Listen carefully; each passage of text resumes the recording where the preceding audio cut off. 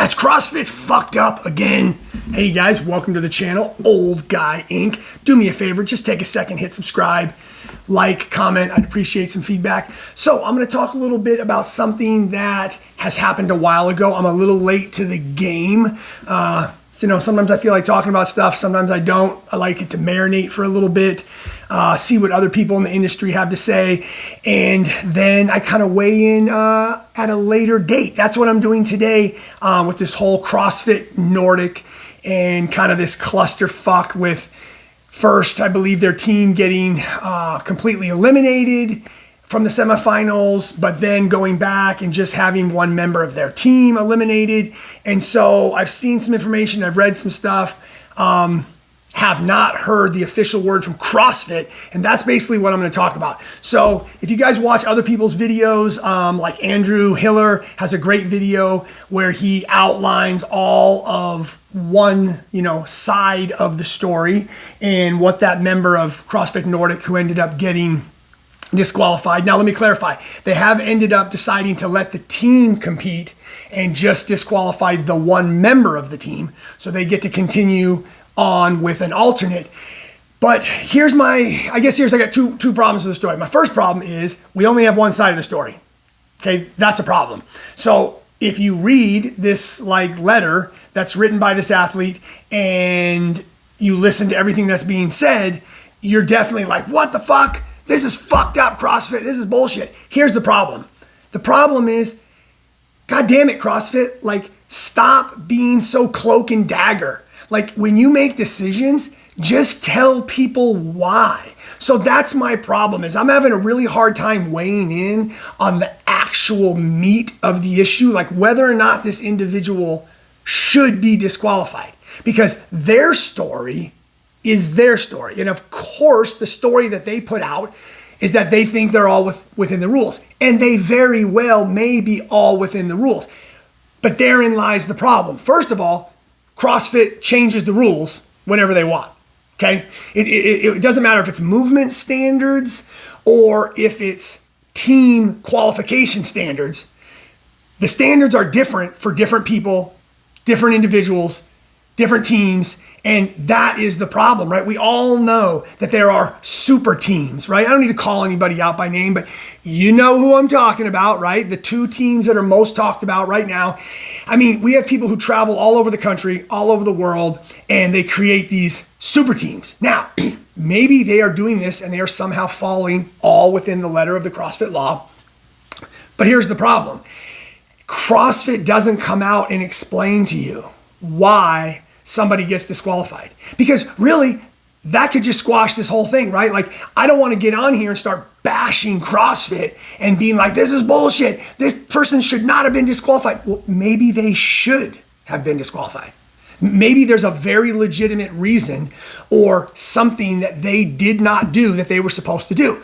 It appears that they did, they think they did, but unless CrossFit is willing to come out and simply say, hey, this is what happened. And I don't know why they won't, because it's a good tool. It's a good way to teach everybody else a lesson. Anytime somebody gets punished, it shouldn't be a secret. It should be, hey, this is what this individual did. This is exactly why we don't want it to be done. Make sure you don't make this same mistake. And then we can all move on. And so I don't know if that makes any sense, but that's where I'm at right now, is CrossFit always makes these decisions. And when I say these decisions, it doesn't really matter what it is. It seems like anytime there's something controversial, CrossFit gets all weird about it. And they really don't put out official statements. If they do, they're cryptic, and you never just get a straight answer. So, man, 2 thumbs down for that, right? Now, I try to be a little positive, so I'm giving 2 thumbs down for CrossFit on how they handle their media when it comes to any sort of sanctions or people getting reprimanded or penalized, whatever you want to call it. We need more info, CrossFit, right? Stop printing rule books and then coming back and saying, well, that's really not what we meant, or hey, that wasn't the intention of the rule. Okay, put down the fucking rule, not the intention. Okay, or put down what the intention is specifically, be more clear, and when you make a decision, explain to people why. Okay, So now on to the positive. 2 thumbs up. Man, is it just me or are we seeing way more no reps being called this weekend at these semifinals? I do not think this is an accident. I think that word is getting out, and I think it's catching on that we need to have our judges being a little bit more strict. And I don't know, maybe it's also just because the semifinal judges are like more qualified judges that have a little bit more experience. Now, have we seen some horrific judging? Yes, but I don't like to bust on the judges. Judging is incredibly hard. I just posted a video yesterday about a crazy idea that maybe we actually have 2 judges per athlete. That one has stirred up a little bit of controversy, but I actually think there's some good points to be made and a good argument for why I believe 2 judges working together as a team could actually significantly improve our judging. But overall, let's be a little positive. It's easy to point out all the no reps that were counted incorrectly, the synchro chest to bar pull-ups that were nowhere near synchro. I mean, these things are easy to find on the internet. Let's talk about how I saw more no reps yesterday than I can remember seeing called in any CrossFit competition ever.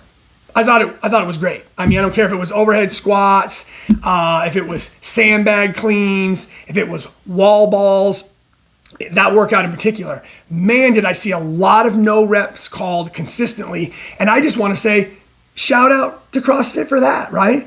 2 thumbs up for that, CrossFit. I'm not about dirt shooting you all the time. I'm trying. It's the old dude, help me help you.